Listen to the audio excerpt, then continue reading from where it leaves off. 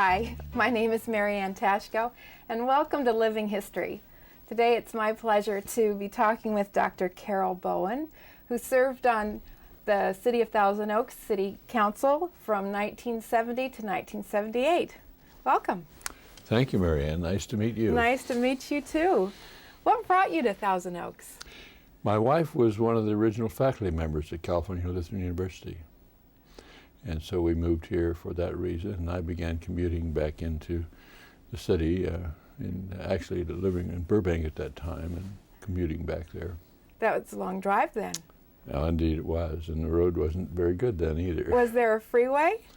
No, the freeway was yet to come, and it was very crowded and narrow, so it was a treacherous drive at times. And in fact, what one year of my was neighbors, this was early 60s, about 62, 61, 62.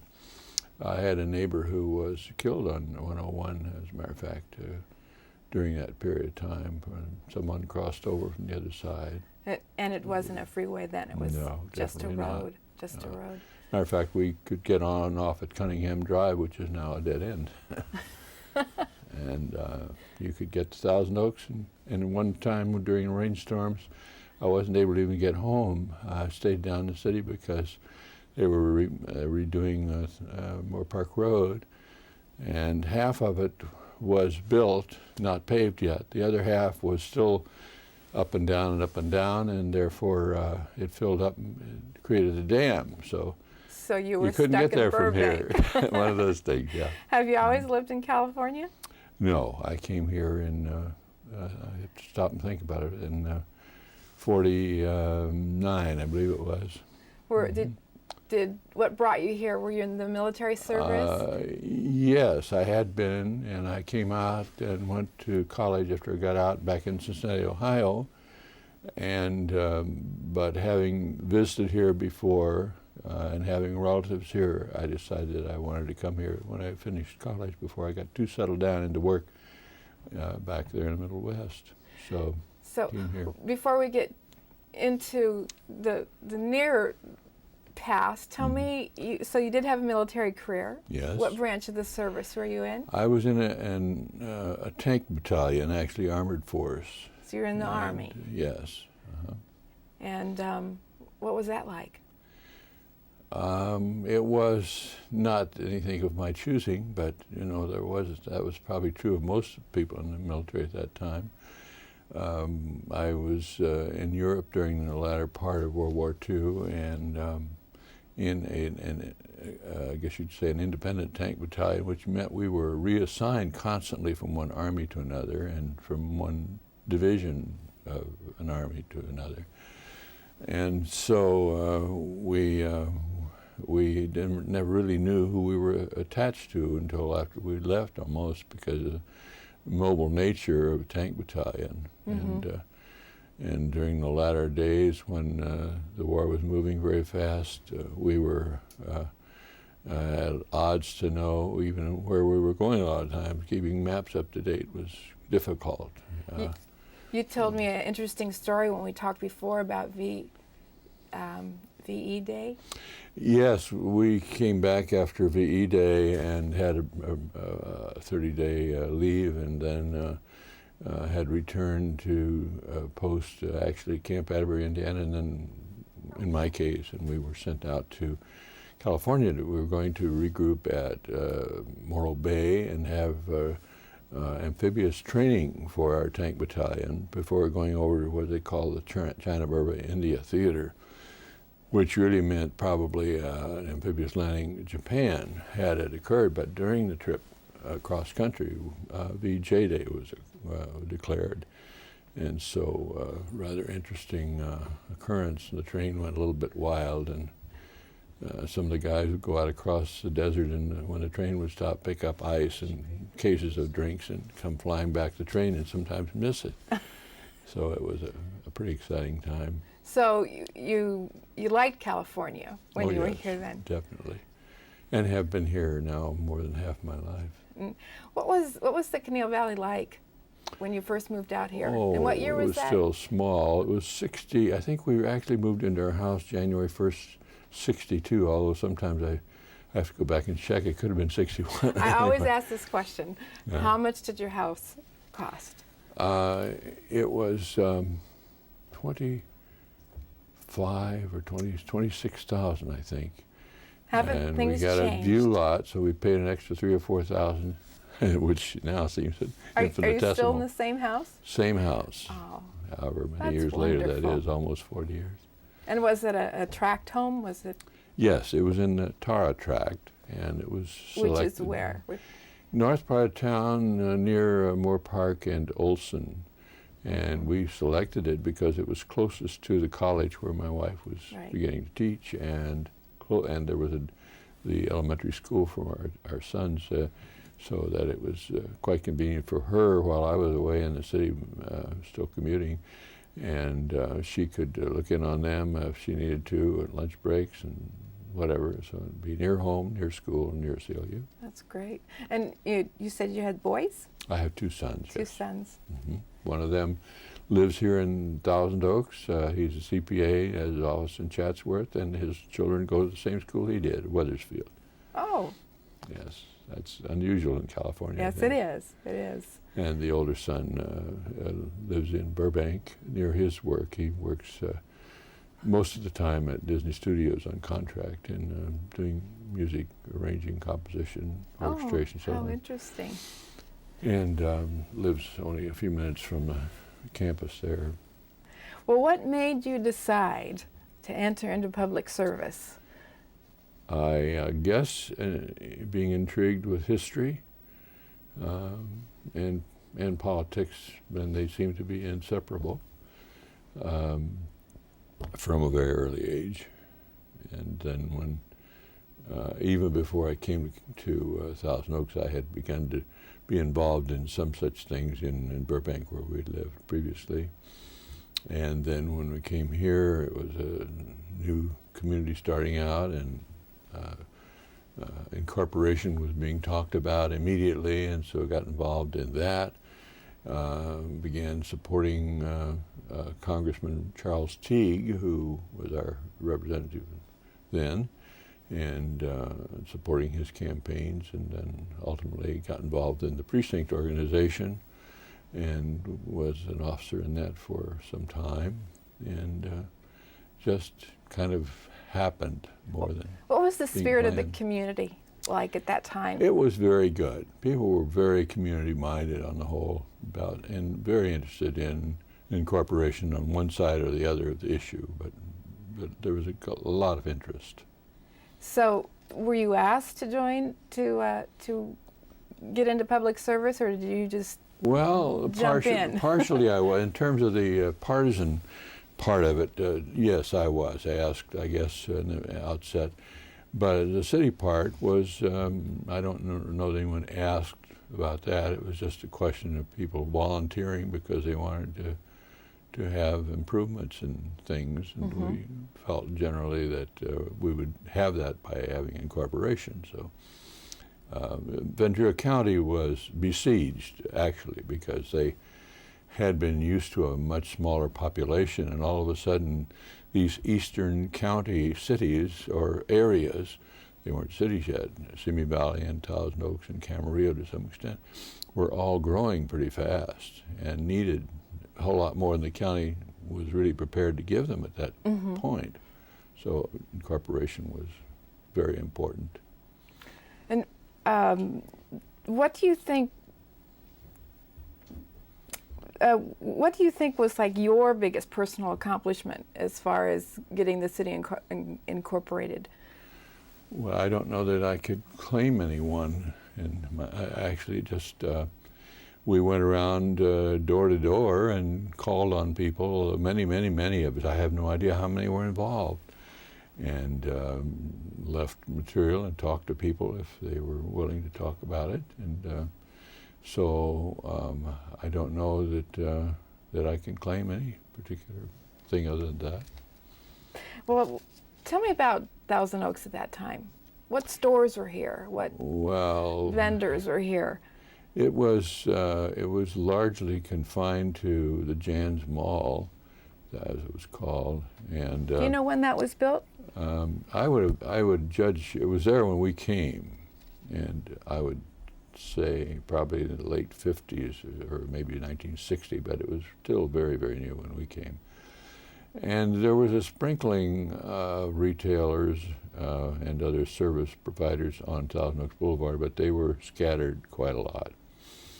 And then when I first came to work here, one of the first days when I was here, not leaving immediately, going to the city and commuting, but here in Thousand Oaks, going down the boulevard, I remember one of the trainers, I presume he was, at Jungle Land, leading a lion along where there would have been a sidewalk if there was one, and the lion would stop and sniff the flowers of the trees and stuff, just like you were taking your dog out for a walk. And I think he was smoking his pipe, as I remember, and he was very leisurely too. It was a very startling experience to see a lion walking along like that. Did you go to Jungle Land many times? Did you take Not your boys? many times, but it didn't last a whole lot longer. But yes, I did on occasion go there. It was beginning to be rather run down, and they were in a decision-making time as to whether to try to continue it or not. There's been many changes in Thousand Oaks, but what has remained the same? I would say kind of an independence that was here that sparked the incorporation, and still is strong here, I think, for it being distinctive city of its own.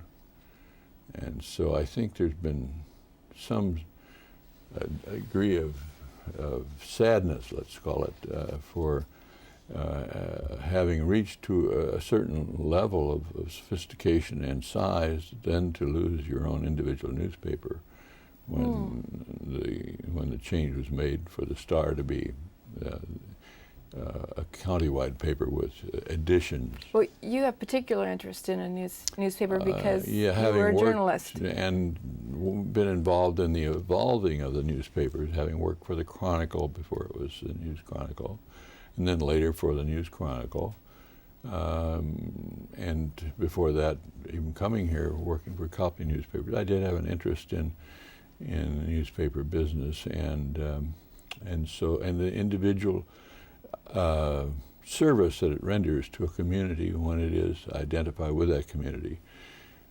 And now, as you, as a reader, probably notice, we get an awful lot of county news of all kinds that isn't particularly relevant to Thousand Oaks, and they, in turn, get a lot about us, I'm sure, that they could do without. But I understand, I suppose, the economics of that that the Star had to have in order to keep going and compete with the intense kind of competition that Los Angeles Times and the Daily News and others exert in the area, so that I think it perhaps was inevitable for the Star, even though it is not what was, I think, a good thing for the city of Thousand Oaks particularly.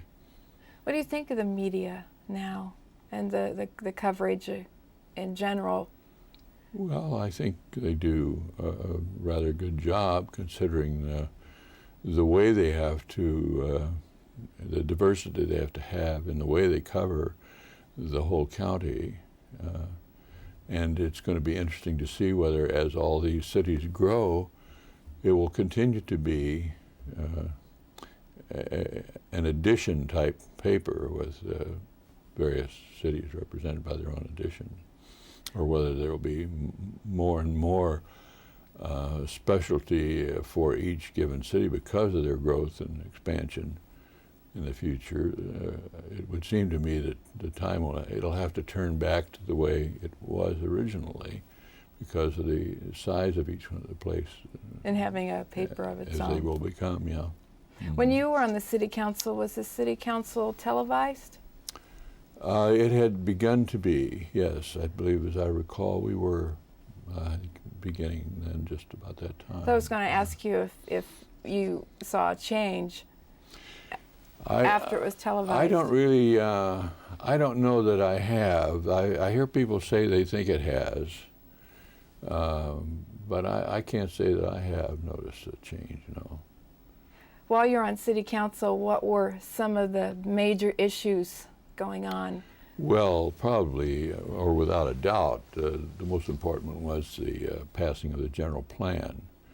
That occurred immediately when I Who were got on in your colleagues at that time? Colleagues at that time were Chuck Cohen was the mayor, Ray Garcia, and then newly elected, they were on when I arrived, and newly elected was Alex Fiore, who had been re-elected, and Ed Jones and myself. Mm-hmm. So that made the five. And we were the ones who went through the hearings on the general plan, and there were some vociferous ones at times, and then passed it. And then following that was the effort to then make the actual zoning conform with the zoning map, which was a part of the general plan. And there was a great difference between those two. And so that made for some very difficult experiences for some people who had bought land in a certain zone based on the county zoning, and then the land was down zoned, so to speak. Changed. And many of them, I'm sure, lost a great deal of money based on what their speculation might have been. But that, again, it's like bargaining for stocks of some kind. Zoning is subject to change, and particularly under those circumstances or the volatile situation. How late did your city council meetings go? Oftentimes what was the latest? Well, the latest was when we actually passed the approved the Oaks Shopping Mall. I've that heard went that's, all night till that's 6 legendary. Yeah, that was at 6 a.m. And the weekend prior to that Tuesday, I took boxes of material that I'd been accumulating and accepting for weeks prior, actually somewhat months prior, and took it with me up to San Luis Obispo, where my family visited with my relatives there. I went into a motel room and read and studied that boxes of material for that weekend, and that was getting preparation. I didn't want to do it beforehand too far because I would probably have forgotten some of the things as I weighed them against later arriving material. So I needed to do it in a concentrated way, and that's the way I did it. It was a very difficult thing to deal with. Mm-hmm. What was your proudest achievement as being part of the city council in the years that you served? I think probably passing a general plan. General plan. Yeah, that was so very vital, and it is so critical for a city. In fact, well, now in California, the state dictates having one, but until that time, and over years, many cities did not have plans, and if they did, they didn't conform to them. They were almost theoretical in nature. As a matter of fact, some places still do not have very good planning of that sort. I was in Las Vegas recently to visit relatives there, and some friends there were mentioning that the mishmash, so to speak, of zoning there. In many places, they don't enforce zoning, and people do things in building that they get by with, and it's very, very difficult even for the zoning that may exist to get it enforced. So that's a living example of what not to do in many things, even though we see, the sophistication and the beauty of sorts architecturally of the main Las Vegas Boulevard development. When you get out into the community farther away, then there are some real shortcomings with that lack of zoning and enforcement. What was, I don't know how to word this, but were there any clunker ideas that occurred during your... Clunker ideas. Well, I'm trying to think of what there might have been. Offhand, I guess psychologists tell us we don't remember the bad things. Oh, And okay. I guess that falls in that category. All right. Offhand don't remember any of those. Well, that's good. That's good. They always say in theater that there's always that rehearsal, meaning one that goes wrong. Was there ever that meeting, that city council meeting? Oh, I suppose, yeah. There were probably a great many of those. Yes, I would say so. Trying to remember a specific one. There were several interesting, amusing ones. What were those? During the years when there were the flashers, we had a couple of high school students who came down and flashed us one night in the city council meeting. And they were caught by one of the assistant city managers. Then? I don't remember whether we were or not, but one of the assistant city managers tackled one of them at least, and somebody else, I think, caught one of the other ones. Oh. And I'm sure their families were not altogether happy with the results of that notoriety.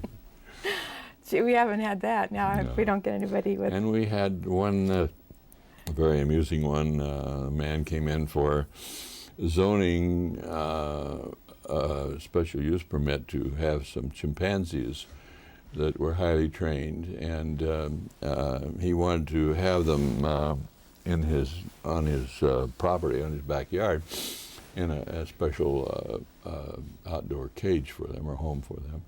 And they were really impressive. He had them dressed like people, and they came down and they wanted to meet us, so they came up and shook hands with us. Yes, and well, actually, it was a zoning hearing to give him a special use permit, and so they came up to the rostrum and shook hands with each of us. And it was a very special thing when you have a chimpanzee with all those long, hairy fingers wrapped around your hand. It's quite an experience. Anyway. Did he get his zoning permit? He did. We gave him, and he was very cooperative during the whole process. And eventually, however, it didn't work out, and they would wake up early in the morning and want to be fed and want his companionship, and so they'd start rattling pans and making noises, and they played some kind of music instrument, so they would start making all kinds of sounds out back to get his attention, and of course the neighbors took exception to that. And so anyway, he was cooperative all the way along, and he took them away then and bought someplace out in the country where he moved. But there were some very, very interesting experiences, and some amusing, and many not amusing, during that 8 years I was involved. What were the not amusing? I guess that's what I mean by that. Well, there was one. That meeting.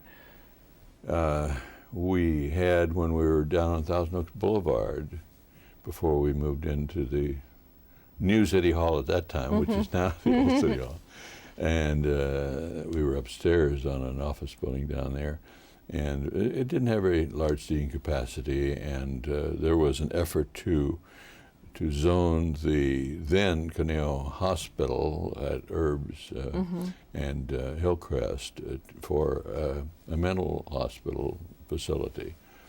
And the neighborhood came unglued, as the expression goes, about that, and came out in far greater numbers than our City Hall would accommodate, so we had to move it down to Colina School Auditorium. And that was a typical shouting match when you have things that are extremely controversial. And then, of course, some of the controversial ones where there were animal control issues. Whenever you try to do anything where you try to deal with cats and less so with dogs, but if you start trying to regulate cats anyway, you're asking for a real outpouring of interest in the public, to say the least. So we had a number of those from time to time. Okay. What do you think is the biggest challenge facing Thousand Oaks today? I hadn't thought about that one prior to coming today. I would say probably keeping control of the growth so that we do conform to the general plan. That's always a challenge. It's hard to pass one. It's hard to conform to it as time goes on. And so I think that will be an ongoing challenge And then we have a new kind of challenge just in the papers recently about that, which is always a tremendous pressure, and that is for people who can't afford the housing as it now exists in the city. And there is a group which wants to change some zoning allowances and so on in order to make room for low-cost housing. Mm-hmm. And there is a great deal of pressure from federal government and sometimes from state government to make allowances for these things, despite the fact that they've also required the kind of zoning that exists. And so these are kind of expedient actions that are forced on cities sometimes by federal and state government, mostly federal though, for accepting funds. And expedience usually means bad news in the long run in terms of general plan and conformity. And so I think this is an existing threat that we have to deal with. The fact is that you can only have so many people and have a viable community. And while it's desirable to accommodate as many people as you can, when you go beyond a certain level, you begin to diminish the quality of life. Mm-hmm. And as you mentioned, you were a student at USC, as I was, and at any given period, let's say in decade to decade, you look around in their neighborhood and you see the changes that happen with urban degradation, so to speak, and that can happen to younger cities such as we have too. And what happens is, and you see the evidence there, which could happen to us too, which is that people who built beautiful large homes gradually move away, and someone else moves into their home. And the ones who moved, in the case down there, many of them moved out to Brentwood or Beverly Hills or somewhere like that, and they were people who are sufficiently affluent to be able to do that.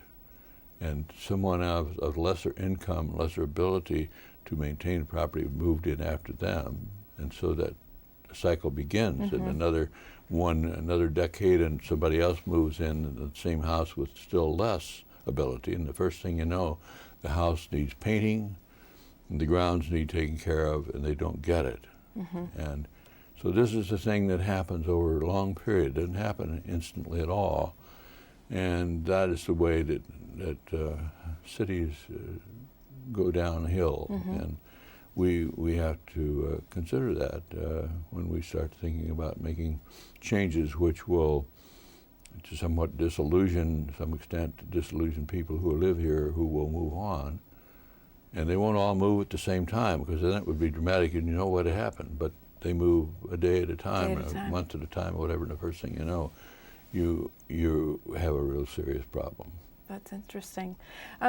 Mentioning USC, you went back to school after your term was over. Tell us about that. I did. Thank you for asking. I went to Cal Lutheran to get a master's degree in public administration. Then I went back to USC to get the doctoral degree in public administration and political science. And I was then, as always, been interested in urban affairs and did research in that field. So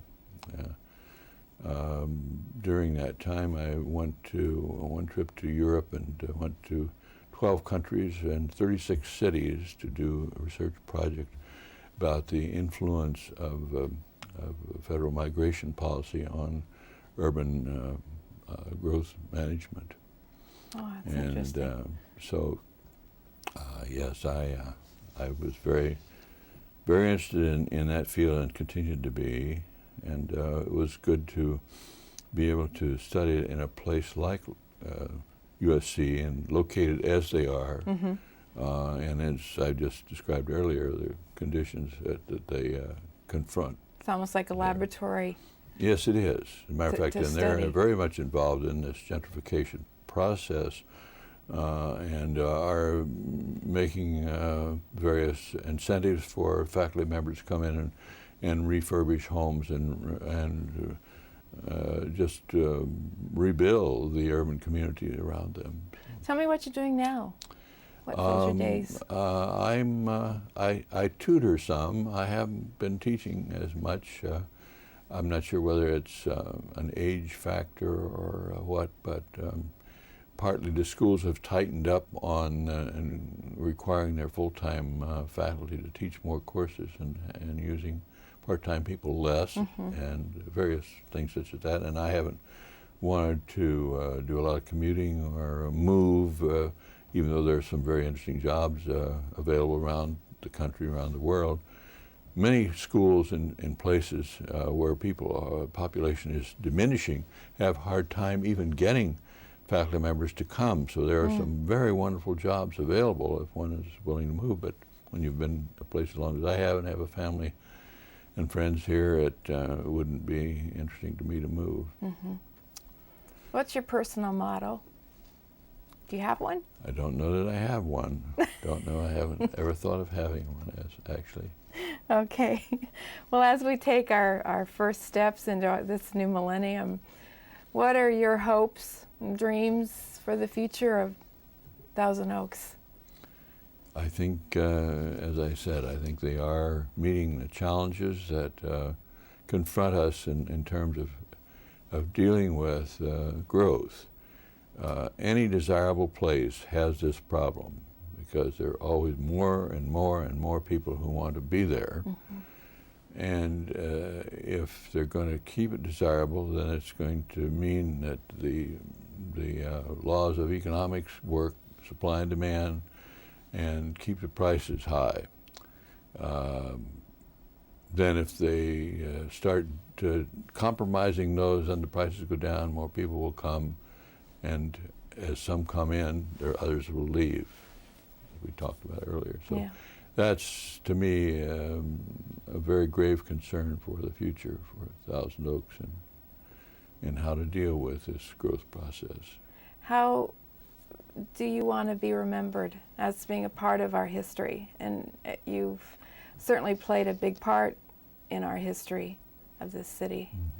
How do you want to be remembered? I guess as someone who had a very sincere concern for the welfare of the city and maintaining it for the future with the quality of life that we were able to establish and now to be able to maintain it. Well, that's good. Yes. It's been an honor having you here. Thank you. Thank you very much. It's an honor to be much. asked. Yes, I thank you so much, Marianne, for the interview. Thank you. We've learned a lot. Thank you. I guess I can. You can.